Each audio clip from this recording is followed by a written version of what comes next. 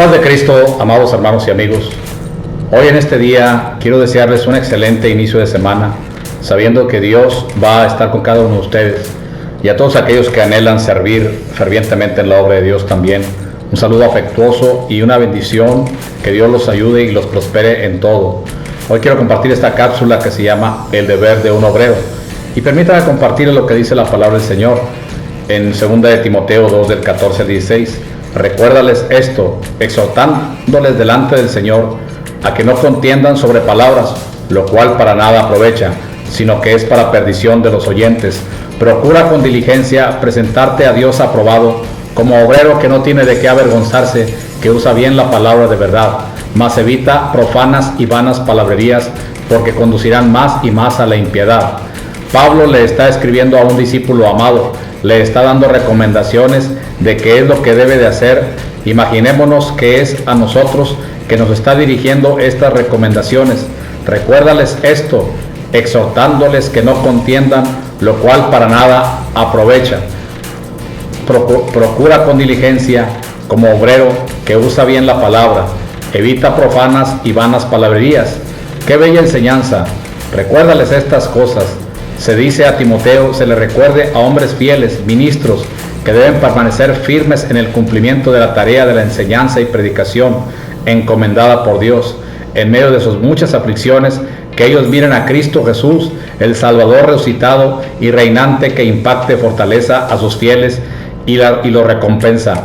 Es claro que la expresión estas cosas se refiere especialmente a todo el párrafo, ¿verdad? Y quizás más directamente, hermanos, de la vida cristiana. El ejemplo personal de Timoteo debe servir como un arma poderosa contra el error. Haz todo lo posible por presentarte a Dios aprobado. Timoteo debe esforzarse en todas las formas posibles a fin de conducirse él mismo de tal modo que aún ahora ante el tribunal del juicio de Dios él sea aprobado. Esto es, como uno que después de un examen completo de parte de nada menos que el juez supremo tenga la satisfacción de saber que éste ha sido agradado de él y lo elogia.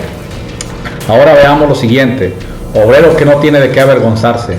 Entonces Timoteo debe ser un obrero, no un parlanchín. Además, su obra debe ser de tal naturaleza que no le produzca vergüenza ni le cause temor de verse avergonzado cuando oiga el veredicto divino al respecto. Por cierto, esto significa que él es el tipo de líder que está preocupado de usar correctamente la palabra de verdad. Esta palabra de verdad es el testimonio acerca de nuestro Señor, el Evangelio y la palabra de Dios, ¿verdad? Y también podemos ver que usa correctamente la palabra de verdad. La expresión usar correctamente ha causado mucha controversia. Es cierto que el significado del elemento básico principal del verbo compuesto del que se forma este participio presente masculino es primariamente cortar. Sin embargo, el punto de vista que el verbo compuesto retiene, el sentido literal o casi literal, es de dividir, es discutible. Es en un verbo compuesto el sentido enfático puede desplazarse hacia el prefijo, al punto que en el proceso semántico se pierde el sentido literal de la base. Así, cortar derecho empieza a significar usar derecho, usar recto. No es extraño que por una transición sencilla de la esfera física o de la moral, una noción tal como cortar un camino o un sendero derecho haya llegado en el curso del tiempo al uso exclusivamente moral de la expresión. Así nos enseña la justicia del perfecto: corta derecho su camino.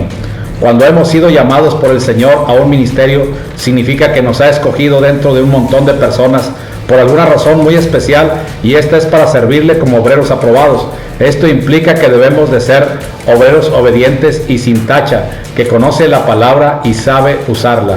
Y hay por lo menos dos palabras claves en este texto: obrero, un trabajador que le sirve al Señor. Un obrero cristiano es una persona que glorifica a Dios con su patrón de vida. Profano, el mundo y el pecado. El obrero cristiano debe llevar una vida diferente al mundo. El obrero debe ser capaz de evitar lo que no edifica, lo profano y todo lo vano. Esta epístola es el último testimonio y cántico de muerte de Pablo. Pablo está preso Esta es una despedida a Timoteo. Le está dando las últimas recomendaciones, como dicen en 2 de Timoteo 4:6, porque yo ya estoy para ser sacrificado y el tiempo de mi partida está muy cercano. Timoteo llegó a ser pastor de la iglesia de Éfeso, una iglesia grande. Las recomendaciones de Pablo a Timoteo, que dice, pero persiste tú en lo que has aprendido y te persuadiste, sabiendo de quiénes has aprendido, en 2 de Timoteo 3 del 14 al 17. Y aquí nos da una serie de lecciones: que persista, que no se dé por vencido, que forme bíblica y teológicamente a los ministros, que forme desde la sana doctrina el carácter de los discípulos. Jesús no nos mandó a ser teólogos, sino discípulos. Que exhorte a alejarse de toda fábula que nada edifica.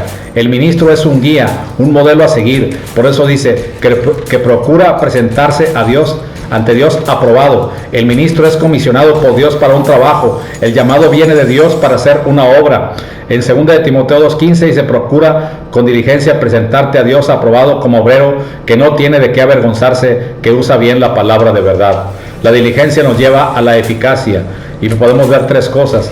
Se necesita diligencia para hacer estudio, para parar a los alborotadores, para predicar la sana doctrina. No hemos sido aprobados por el mundo, sino por Dios. El ministro debe de vivir una vida piadosa, honesta, buscando la excelencia. Nuestro afán debe ser buscar un valor cristiano como obrero sin tacha. Así que, queridos hermanos y amigos, deseando que Dios use grandemente sus vidas, hoy quiero orar por usted para que Dios use a usted que está en la célula, que es supervisor, que es padre espiritual, que Dios lo llene y que lo use, que es intercesor, que es ministro de alabanza.